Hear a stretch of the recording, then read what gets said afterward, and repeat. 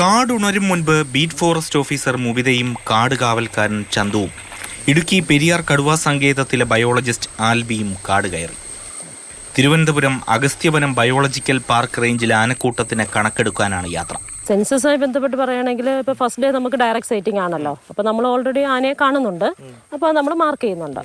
Second day dung മെത്തേഡാണ്, dung count method. അപ്പോൾ നമ്മൾ ആനയെ കണ്ടില്ലെങ്കിൽ ആനപ്പിണ്ടം നോക്കി നമ്മളതനുസരിച്ച് നമ്പർ ചെയ്ത് ഏത് രീതിയിലുള്ള പഴക്കം, പഴയതാണോ പുതിയതാണോ വെരി ഓൾഡ് ആണോ എന്നുള്ള രീതിയിൽ നമ്മളത് മാർക്ക് ചെയ്യുന്നുണ്ട്. ഇപ്പോൾ തേർഡ് ഡേ പോകുമ്പോൾ ഇതുപോലെ ആന നിൽക്കുന്നു, പക്ഷെ നമുക്ക് കാണാൻ പറ്റിയില്ലെങ്കിലും നമ്മൾ ഈ കൗണ്ട് വെച്ചിട്ട് നമ്മൾ അതിനെ അനലൈസ് ചെയ്യാൻ പറ്റും.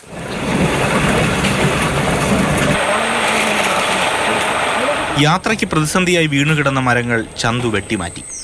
വീണ്ടും ഉൾക്കാട്ടിലേക്ക്.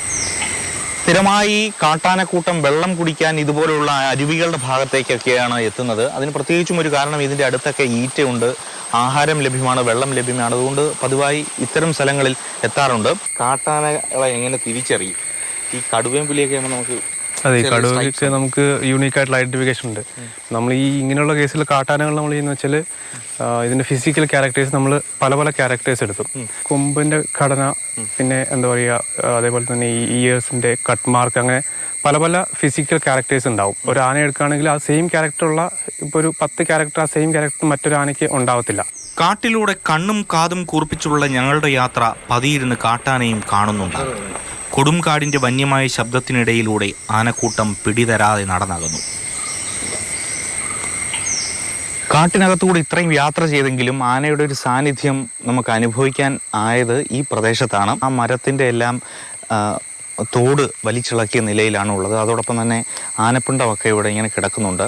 ഇന്നലെ ഇതുവഴിയൊക്കെ ആന പോയിട്ടുണ്ടോ തോന്നുന്നുണ്ടോ? ഈ മരമൊക്കെ കുത്തി ഇളക്കിയിട്ടിരിക്കുകയാണ്. പോകുന്ന വഴിയിലെല്ലാം ആനപ്പിണ്ടമുണ്ട്. ഇവിടെ ഒരു യഥാർത്ഥ ഇവിടെ ആനയുടെ സെറ്റിംഗ് ഉണ്ടോ തോന്നുന്നു?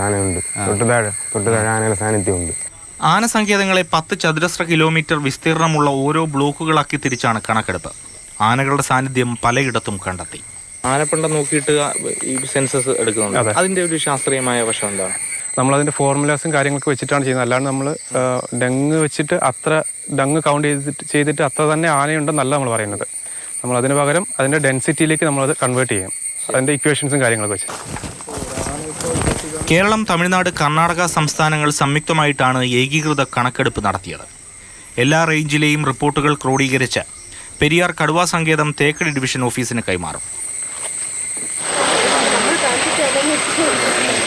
മനുഷ്യനും നാട്ടിലിറങ്ങുന്ന കാട്ടാനയും തമ്മിലുള്ള സംഘർഷങ്ങൾ വർദ്ധിച്ചു വരുന്ന ഈ കാലത്ത് ഇതുപോലെയുള്ള സെൻസസ് എടുപ്പ് തികച്ചും അനിവാര്യമാണ് ഈ പ്രശ്നങ്ങളെല്ലാം പരിഹരിക്കാൻ.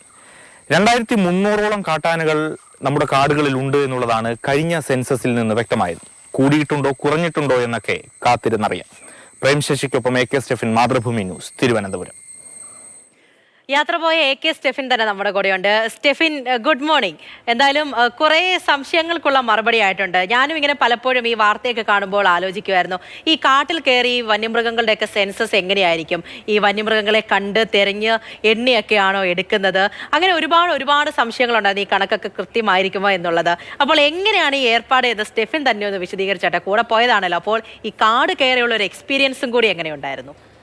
പൂജ, സത്യം പറഞ്ഞാൽ മനുഷ്യരുടെ സെൻസസ് എടുപ്പ് വളരെ എളുപ്പമാണ്. അതോടൊപ്പം തന്നെ ഈ കടുവയോ പുലിയോ ഒക്കെ ആണെങ്കിൽ അതിൻ്റെ ശരീരത്തുള്ള മാർക്കൊക്കെ നോക്കിയിട്ട് ഈ സെൻസസ് എടുപ്പ് എത്രയും ഭംഗിയായിട്ട് നടത്താൻ കഴിയും. പക്ഷേ ഏറ്റവും പാട് ഇതുപോലെ ആനയുടെ ഒരു സെൻസസ് എടുപ്പാണെന്ന് തോന്നുന്നു. കാരണം ഈ ആന കാട്ടിനുള്ളിൽ നിന്ന് കഴിഞ്ഞാൽ പോലും നമുക്ക് പെട്ടെന്ന് തിരിച്ചറിയാൻ പറ്റില്ല. കാരണം നമ്മൾ ഈ പോയ സ്ഥലത്തൊക്കെ തന്നെ വണ്ടി പോകുന്ന സ്ഥലങ്ങളിൽ വണ്ടിയിൽ പോകുമ്പോൾ നമുക്ക് അത്രയ്ക്ക് പേടി തോന്നില്ല. പക്ഷേ വണ്ടിയിൽ നിന്ന് ഇറങ്ങി നടന്ന് ഈ ഉൾക്കാട്ടിലൂടെ പോകുമ്പോൾ ചെറിയ വഴിയാണ്, അതിലൂടെ പോകുമ്പോൾ നമുക്ക് ചുറ്റുമുള്ളത് ഈ സമീപത്ത് ഉള്ളതൊന്നും തന്നെ പെട്ടെന്ന് കാണാൻ പറ്റില്ല. തിങ്ങി നിറഞ്ഞ മരങ്ങളാണ്. അപ്പോൾ അതിനിടയ്ക്ക് പെട്ടെന്ന് ഞങ്ങളിങ്ങനെ പോകുമ്പോൾ തന്നെ നമ്മുടെ വാച്ചറായിട്ടുള്ള ചന്തു നിൽക്ക് എന്ന് പറഞ്ഞു.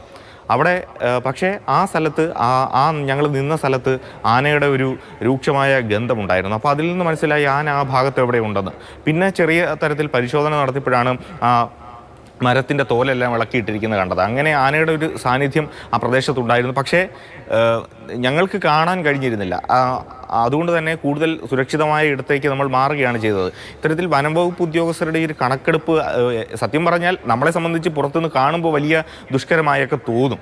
പക്ഷെ അവർ പറയുന്നത് അവർക്ക് അത് കൂടുതൽ ഇണങ്ങിയ ഒരു ജോലി ആയതുകൊണ്ട് തന്നെ അവർക്കറിയാം, കാടിനെ കുറിച്ച് അറിയാം. അതുകൊണ്ട് തന്നെ അവർക്കത് വലിയ ബുദ്ധിമുട്ടായൊന്നും തോന്നാറില്ല. അവർക്ക് കാടിൻ്റെ വഴികൾ അറിയാം, കൃത്യമായിട്ട് തന്നെ തിരിച്ച് ഒരു സ്ഥലത്ത് പെട്ട് കഴിഞ്ഞാൽ തിരിച്ച് വരാനുള്ള വഴിയൊക്കെ തന്നെ അറിയാം. അതുകൊണ്ട് അവർ പലപ്പോഴും ഈ സ്ഥലത്തേക്കൊക്കെ പോയി ആദ്യം ഈ സെൻസസ് എടുപ്പ് നേരിട്ട് കാണുന്ന തരത്തിൽ, അതിന് ആനയ്ക്ക് കൃത്യമായ ഒരു ഐഡൻറ്റിഫിക്കേഷൻ ഉണ്ട്. കൊമ്പ്, ചെവി, വാല് അതൊക്കെ നോക്കിയിട്ട് ഒരു ആനയെ തിരിച്ചറിയും. ആ ആന തന്നെയാണ് അപ്പുറത്ത് നിന്ന് കാണുന്നതെങ്കിൽ അതിനെ ആ രീതിയിൽ തന്നെ മാറ്റി ആ ഒരു പട്ടികയിൽ ചേർക്കും. അങ്ങനെയാണ് അവരുടെ സെൻസസ് എടുപ്പ് പുരോഗമിക്കുന്നത്. രണ്ടാം ദിവസം 3 ദിവസമാണ് ഈ സെൻസസ് നടന്നത്. രണ്ടാം ദിവസം ആനപ്പിണ്ടത്തിൻ്റെ അളവ് നോക്കി അതിൻ്റെ ഒരു ഡെൻസിറ്റിയൊക്കെ കണക്ക് കൂട്ടി ആണ് ആ ഒരു രീതിയിലാണ് കണക്കെടുപ്പ്. 3-ാം ദിവസം ഈ ജലാശയങ്ങളിൽ വെള്ളം കുടിക്കാൻ വരുന്ന ആന. യഥാർത്ഥത്തിൽ ഈ ആനയുടെ നമ്മൾ ഈ പോകാനൊക്കെ എളുപ്പമാണ്, പക്ഷേ ഇതിനെ കണ്ടെത്താനാണ് യഥാർത്ഥത്തിൽ ഒരു പ്രയാസം. കാരണം നമ്മൾ കാട്ടിലേക്ക് കയറിയിട്ടുണ്ട് എന്നൊക്കെ അറിഞ്ഞാൽ ആനയും കൂടുതൽ ഒരു കോൺഷ്യസ് ആവും. അത് സുരക്ഷിതമായ സ്ഥലത്തേക്ക് മാറും. അതിനെ പിന്നെ കാണാൻ കഴിയില്ല, പിടികിട്ടില്ല. ഇപ്പോൾ പൂർണ്ണമായും നമുക്ക് ഈ സെൻസസ് എടുപ്പ് കൊമ്പും ചെവിയും എല്ലാം കൃത്യമായി കാണണമെന്നുമില്ല. അതിൻ്റെ ഒരു സാന്നിധ്യം മാത്രമേ പലപ്പോഴും തിരിച്ചറിയാനും കഴിയുകയുള്ളൂ. ഏതായാലും വലിയൊരു അനുഭവമായിരുന്നു. പ്രത്യേകിച്ചും ഞാൻ ആദ്യമായിട്ടാണ് ഇങ്ങനെ ഉൾക്കാട്ടിലേക്കൊക്കെ പോകുന്നത്. ഏതായാലും ആ വനംവകുപ്പ് ഉദ്യോഗസ്ഥരൊക്കെ കൂടെ ഉള്ളതുകൊണ്ട് തന്നെ ഏറെ ആശ്വാസമായിരുന്നു. ശരിയാണ് സ്റ്റെഫിൻ, അങ്ങനെ ഒരു ആശങ്കയുണ്ടായിരുന്നു. ഇപ്പോൾ സ്റ്റെഫിൻ ആദ്യം കയറിപ്പോയ അവരുടെ കൂടെയൊക്കെ ആദ്യമായിട്ട് കയറിയ ആ ഒരു അനുഭവമാണ് ഇപ്പോഴും ഞങ്ങൾക്ക് തോന്നുന്നത്. കാരണം കാട്ടിനുള്ളിലേക്കൊക്കെ കയറിപ്പോയി ഇവരുടെ കൂടെ എങ്ങനെയായിരിക്കും ഈ പരിപാടികൾ എന്നൊക്കെ എന്നുള്ള ഒരു സംശയം. എന്തായാലും വലിയ ഭാരിച്ച ഒരു പരിപാടിയാണ് എന്ന് മനസ്സിലാക്കിയിട്ടുണ്ട്. അപ്പോൾ കണക്കെടുപ്പുമായി ബന്ധപ്പെട്ടുള്ള കാര്യങ്ങളാണ് സ്റ്റെഫിൻ ഇപ്പോൾ പറഞ്ഞു തന്നത്.